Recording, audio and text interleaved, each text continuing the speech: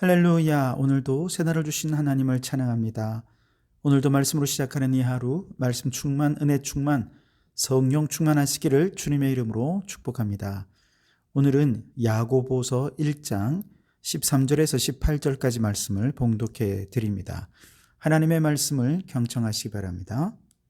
사람이 시험을 받을 때에 내가 하나님께 시험을 받는다 하지 말지니 하나님은 악에게 시험을 받지도 아니하시고 친히 아무도 시험하지 아니하시느니라. 오직 각 사람이 시험을 받는 것은 자기 욕심에 끌려 미혹됨이니 욕심이 잉태한즉 죄를 낳고 죄가 장성한즉 사망을 낳느니라. 내 사랑하는 형제들아, 속지 말라. 온갖 좋은 은사와 온전한 선물이 다 위로부터 빛들의 아버지께로부터 내려오나니 그는 변함도 없으시고 회전하는 그림자도 없으시니라. 그가 그 피조물 중에 우리로 한 첫 열매가 되게 하시려고 자기의 뜻을 따라 진리의 말씀으로 우리를 낳으셨느니라. 아멘. 오늘도 이 말씀을 통해 우리에게 주시는 하나님의 음성을 듣게 되길 바랍니다. 합창은 서로 다른 목소리들이 조화를 이루면서 아름다운 음악을 만들어내는 것을 말하지요. 서로의 음역대가 다르고 소리의 질감이 연주자마다 다 다릅니다. 하지만 서로의 소리를 경청하고 서로의 소리를 배려해주고 그렇게 조율해서 각자의 목소리의 장점들이 하나의 소리 속에 녹아들어서 화음을 이룰 때 아름다운 합창의 음악이 완성이 되는 것이죠. 성경의 66권은 서로 다른 증언의 목소리들이 조화를 이루는 합창과도 같습니다. 합창단원의 그 어느 한 목소리도 의미 없는 목소리가 없지요. 마찬가지로 성경 66권의 모든 증언들 가운데 의미 없는 증언은 하나도 없습니다.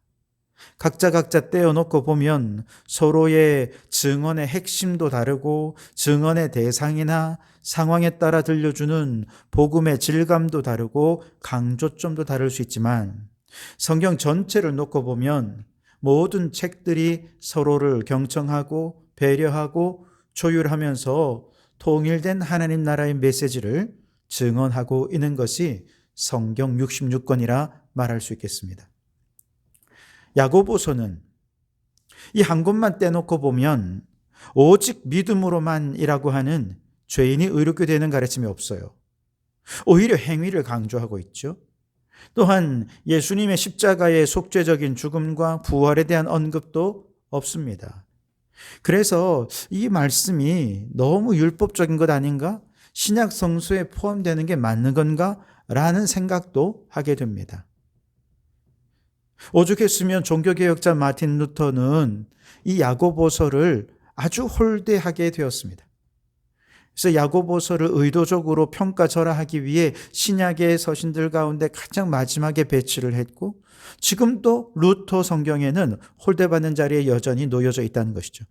그럼에도 불구하고 우리가 잊지 말아야 할 것은 성경 66권의 합창 속에서 야고보서의 목소리는 고유한 무게를 가지고 고유한 질감을 가지고서 하나님 나라라고 하는 큰 합창의 한 부분에 없어서는 안 되는 서신으로 당당히 자리하고 있다는 겁니다. 오늘 1장 1절에 보면 이 편지의 저자는 야고보입니다. 그런데 그는 자신을 가리켜 이렇게 얘기합니다. 하나님과 주 예수 그리스도의 종이다. 그렇게 자신을 표현합니다. 그는 행위를 강조하고 있지만 율법주의자가 아니에요. 오히려 행위를 통해 믿음을 더 강조하고 있다는 점에서 예수의 복음에 그 누구보다 충실한 그리스도의 종이라고 말할 수 있습니다. 그리고 그는 이 편지를 흩어져 있는 12지파에게 쓰고 있는데요. 이 흩어져 있는 12지파는 누구냐? 한마디로 믿음이 공허해지고 형식화되어 버린 일군의 그리스도인들을 의미합니다. 야고보는 바로 이들을 각성시켜서 온전한 믿음, 이제 죽은 믿음이 아니라 살아서 펄펄 뛰는 믿음으로 다시 깨어나도록 하기 위해 지금 이 서신을 쓴 거라 말할 수 있겠습니다. 그렇다면 오늘 우리 가운데도 믿음이 공허해지고 형식화되어 버린 성도들이라면 이 야고보서를 통해서 다시 잠자는 영혼을 깨우는 영적 대각성의 역사가 나타나게 되기를 주님의 이름으로 축원합니다. 우선 야고보 사도는 성도들을 신앙으로 인해 당하는 시험을 어떻게 받아들여야 하는지 권면하고 있습니다. 2절에 내 형제들아 너희가 여러 가지 시험을 당하거든 온전히 기쁘게 여기라 그랬지요. 예수님을 믿는다는 것은 과거에 예수님 없이 어둠 속에 살던 인생이 예수님으로 인해 진리의 빛 가운데 나오게 되었고 진리의 길을 깨달아 걸어가는 삶의 기쁨을 오늘 이 자리에서 누리게 된다는 것을 의미합니다. 그런데 시험을 당한다는 것은 진리 안에서 살아가는 삶의 기쁨을 잃어버리게 되었다는 것을 의미합니다. 그런데 야고보 사도는 이러한 시험이 아무리 여러 개가 닥친다 해도 진리 안에서 살아가는 삶의 기쁨을 절대로 빼앗기지 말아라 라고 권면하고 있는 것이죠. 사실 이 야고보 사도는 예수님의 동생이잖아요. 처음에 예수님을 구원자로 믿지 않았습니다. 예수님께서 유대 땅을 다니며 천국 복음을 전하시고 병자를 고치시고 귀신을 내어 쫓으실 때 그들은 형이 미친 줄 알았습니다. 안 믿었어요. 그래서 어느 날은 어머니와 함께 우리 형 너무 창피하니까 좀 데리고 오자고. 그래서 사역하는 현장으로 가서 예수님을 억지로 데려오려고 했던 그런 일들도 있었죠. 사실 형제들은 가까이서 서로의 흉허물을 다 보면서 컸기 때문에 형이 막 갑자기 거룩한 척하고 자신을 그리스도라고 떠들고 그러면서 기적을 막 행하는 걸 보면서 그 기적 때문에 형을 믿겠습니까? 그렇지 않습니다. 제일 믿기 어려운 사람들이 형제들이에요. 그런 야고보가 언제 예수님을 믿었을까? 정확히는 알 수 없지만 사도 바울은 고린도전서 15장에서 부활하신 예수님께서 500여 형제에게 일시에 보이셨다는 증언을 한 이후에 특별히 그 후에 야고보에게 보이셨으며 라고 기록하고 있습니다. 다시 말해 부활하신 예수님을 야고보 사도가 직접 목격했다는 것이죠. 바로 이 사건이 야고보에게 믿음을 가져온 결정적인 사건이 되었을 것입니다. 가장 의심 많던 친동생 야고보가 예수님을 구원자로 믿었다는 것은 이제는 더 이상 그 믿음을 거부할 수 없고 부정할 수 없는 구원의 진리를 예수 그리스도 안에 발견했다는 뜻이 아니겠습니까? 결국 야고보 사도가 예수님을 영접한 이후에 그 안에 구원의 기쁨이 얼마나 컸을지 짐작하고도 남습니다. 도무지 믿고 싶어도 안 믿어졌었는데 그런데 이제 드디어 믿어졌으니 얼마나 큰 기쁨이 있었겠습니까? 그리고 사도행전 1장 14절에 보면 야고보가 다른 제자들과 함께 기도하는 공동체 안에 있는 모습이 등장하고 그 후에 예루살렘 교회의 지도자가 되었고 사도행전 15장에 보면 예루살렘 공의회를 주도하는 중요한 지도자적인 역할을 감당하는 것을 보게 됩니다. 예수님을 믿는 것에서부터 시작해서 초대교회의 지도자가 되었다는 것은 이거는 엄청난 무게감이 있는 거죠. 그 시대는 박해의 시대가 아니었습니까? 교회의 지도적인 역할을 하는 일꾼이 되었다는 것은 그에게 수많은 시험이 있었다는 것을 전제하는 것이죠. 그런데 이렇게 많은 시험이 있을 때마다 야고보 사도는 어떤 생각을 했을까? 아마도 틀림없이 생각했을 거예요. 그 무엇도 그 어떤 시험도 진리 안에서 누리는 나의 기쁨은 빼앗아갈 수 없으리라. 오히려 시련은 인내를 만들어내고 인내는 온전하여 부족 없는 믿음으로 내 믿음을 굳게 세울 뿐 결코 내 안에 있는 기쁨 한 방울도 나는 빼앗기지 아니하리라. 그러며 그 시험을 이겨내었을 것입니다. 이 편지를 받아보는 많은 성도들이 이렇게 신앙의 매너리즘에 빠지고 경건의 모양은 있지만 경건의 능력은 갖추지 못하고 있을 때 야고보 사도는 오히려 시험이야말로 경건의 능력을 갖출 수 있는 조로의 기회고 죽은 믿음, 형식적인 믿음을 살아있는 믿음으로 변화시키는 가장 좋은 기회라고 말하고 있는 것이죠. 오늘날은 옛날처럼 박해 시대는 아니지만 분명한 것은 우리의 신앙이 형식화되고 그 힘과 능력을 잃어버리게 되면 반드시 시험이 그에게 찾아오게 되었다는 것이죠.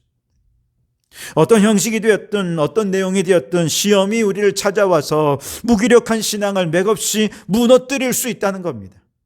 그러나 여러분, 시험이 찾아왔을 때 맥없이 무너지지 마시고, 지금이야말로 경건의 능력을 갖출 때이구나, 지금이야말로 살아있는 신앙으로 성장할 수 있는 최고의 기회구나 깨달으시고, 여러 가지 시험을 당할 때에 온전히 기쁘게 여기는 우리 성도들이 되시기를 주님의 이름으로 축원합니다. 그런데 어떤 사람은요, 시험을 당할 때 하나님 원망하면서 기도합니다. 하나님, 왜 이런 시험을 내게 주십니까? 속히 이 시험을 내게 거두어 가십시오. 그런데 야고보 사도는 이 기도 잘못된 기도라는 거예요. 왜냐하면 하나님은 우리를 시험하는 분이 아니기 때문이지요. 13절에 보시면, 사람이 시험을 받을 때에 내가 하나님께 시험을 받는다 하지 말지니 하나님은 악에게 시험을 받지도 아니하시고 친히 아무도 시험하지 아니하시느니라 그랬습니다. 하나님은 누군가를 시험하는 분이 아니고 하나님 자신도 악에게 시험을 받는 분이 아니십니다. 그렇다면 도대체 이 시험은 어디서 비롯된 것일까요? 14절과 15절에 보시면, 오직 각 사람이 시험을 받는 것은 자기 욕심에 끌려 미혹됨이니 욕심이 잉태한 즉 죄를 낳고 죄가 장성한 즉 사망을 낳느니라 그랬습니다. 야고보 사도는 지금 죄를 출산의 비유로 설명하고 있어요. 욕심은 잉태된다는 거예요. 이게 무슨 뜻입니까? 마음에 동의한다는 것이죠. 즉, 양심이 지금 경고하고 있는데, 욕심으로 가고 있다고 경고하고 있는데도 우리의 마음은 어떻습니까? 그래도 괜찮아. 성령께서 지금 욕심을 멈추라고 말씀하시는데도 우리는 속도를 줄이는 척만 하면서 사실은 핸들을 더 세게 잡고 욕심이 이끄는 대로 달려간다는 거예요. 이게 욕심을 잉태한다는 것이죠. 죄를 낳는다는 것은 무슨 뜻일까요? 부모가 자녀를 낳고 자녀가 또 다른 자녀를 낳는 것처럼 우리의 생각은 말이 되고 말은 선택이 되고 그 선택은 습관이 되는 거죠. 다시 말해, 죄는 한 번의 행위로 끝나는 게 아니에요. 계속해서 또 다른 죄를 낳고 또 다른 죄를 낳아서 마음의 주인 행세를 하려 한다는 것이죠. 죄는 장성한다는 겁니다. 한번 나아진 죄는 성장합니다. 그래서 처음에 죄를 범할 때는 양심의 가책을 느끼고 손이 떨려서 막 죄를 두려워하지요. 그러나 이게 장성하게 되면 나중에는 죄가 익숙해지고 죄를 지어도 아주 당당해지게 됩니다. 처음에는 죄를 회개하는 마음이 나중에는 양심의 화인을 맞아서 오히려 죄를 정당화하게 된다는 것이죠. 그렇게 태어나고 장성한 죄는 마침내 사망을 낳게 됩니다. 육체적인 사망뿐만 아니라 하나님과의 관계가 끊어지는 영적 죽음을 말하는 것이죠.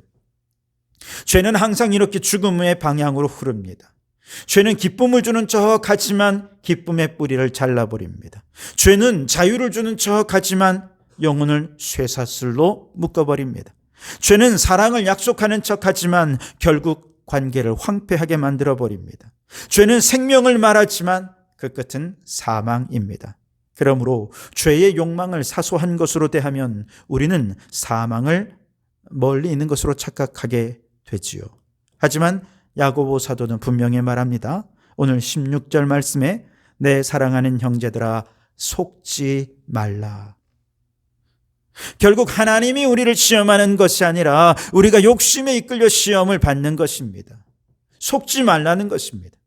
그리고 그 결과는 결국 사망이라는 거죠. 그러니 이 큰 결과를 생각하며 욕심에 속지 말라고 말하는 것입니다.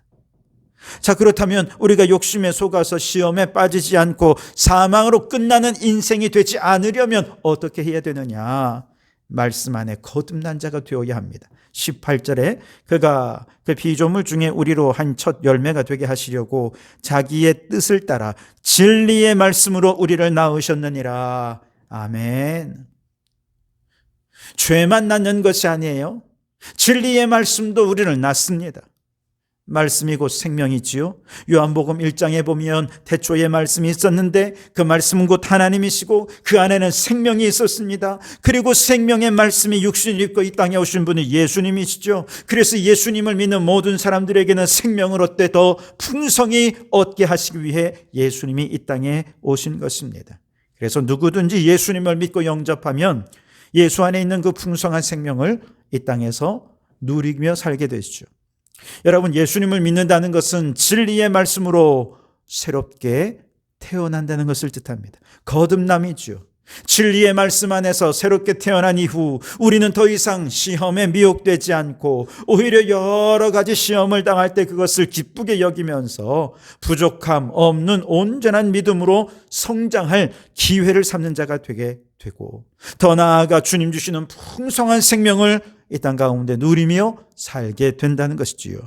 그리고 여전히 그 생명을 누리지 못한 채 시험에 빠져 사망의 길을 걸어가는 사람들에게 우리를 첫 열매가 되게 하시려고 먼저 진리의 말씀으로 우리를 거듭나게 하시고 우리를 보고 그들도 생명을 얻도록 하게 하시는 것이죠.